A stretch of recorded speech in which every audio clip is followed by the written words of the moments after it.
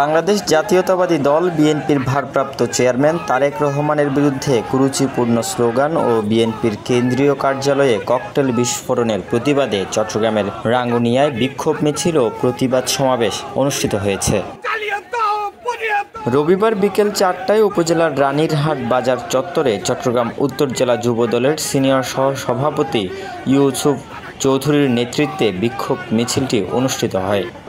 আমাদের প্রান্তীয় নেতা জনাব তারেক রহমানের বিরুদ্ধে যখন বাংলাদেশের স্লোগান হয়, কুরুচিপূর্ণ স্লোগান হয়েছে, যারা দিয়েছে তাদের উদ্দেশ্যে বলতে চাই, যারা স্লোগান দিয়েছেন তাদেরকে একবার বলা উচিত ছিল এই দেশে রাজনীতি করার জন্য জামাত ইসলামীকে প্রথম সুযোগ করে দিয়েছেন শহীদ প্রেসিডেন্ট জিয়াউর রহমান।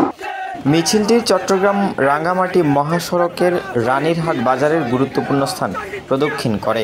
পরে রানীরহাট বাজার চত্বরে এসে প্রতিবাদ সমাবেশ অনুষ্ঠিত হয়।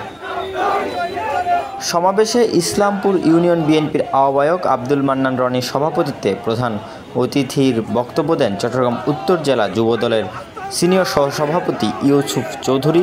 উদ্বোধকের বক্তব্য দেন চট্টগ্রাম উত্তর জেলা যুবদলের সহসভাপতি শাহেদ কামাল তালুকদার।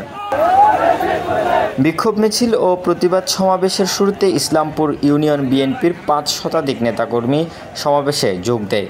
এছাড়া রাজানগর ইসলামপুরের প্রায় 1,500 নেতাকর্মী এতে অংশগ্রহণ করেন। রাঙ্গুনিয়া প্রতিনিধি মোহাম্মদ তৈয়বুল ইসলামের পাঠানো তথ্যচিত্রে ডেস্ক রিপোর্ট, নিউজ নাও 24।